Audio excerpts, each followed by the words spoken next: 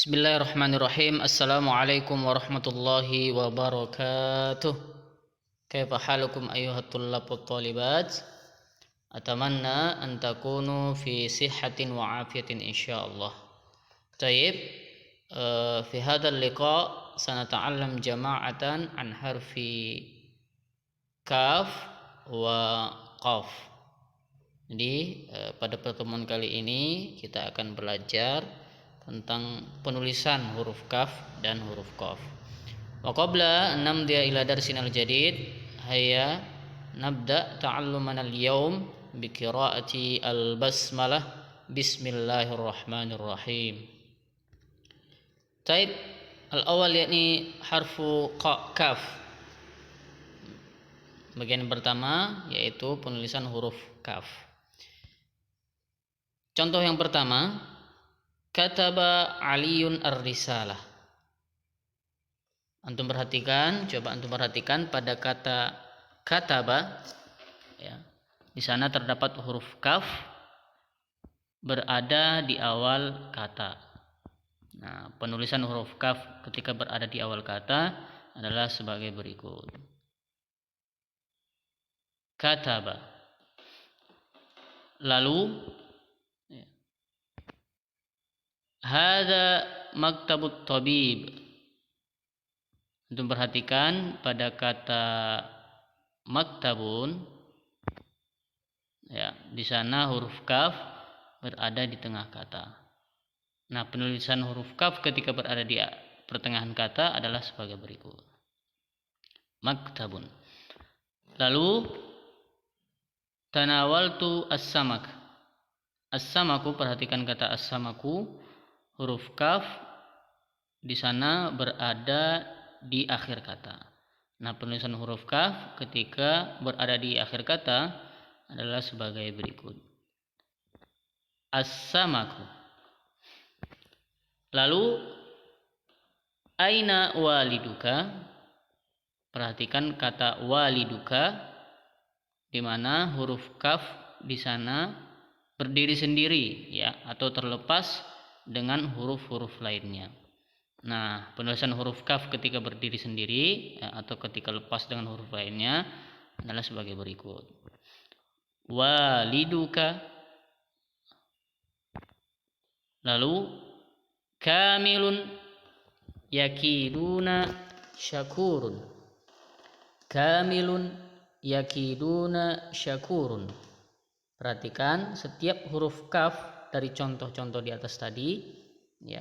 Kamilun, yakiduna, syakurun, semuanya dibaca panjang. Nah, huruf kaf ketika dibaca panjang penulisannya adalah sebagai berikut. Kamilun, yakiduna, syakurun. Taib, al-an namdi ila harfu qaf. Sekarang kita ke huruf qaf, ya. Contoh yang pertama, aina qalamuka. Aina qalamuka. Perhatikan kata qalamuka, huruf qaf di sana berada di awal kata. Nah, penulisan huruf qaf ketika berada di awal kata adalah sebagai berikut. Qalamuka. Summa al-maq'adu murihun. Al-maq'adu murihun.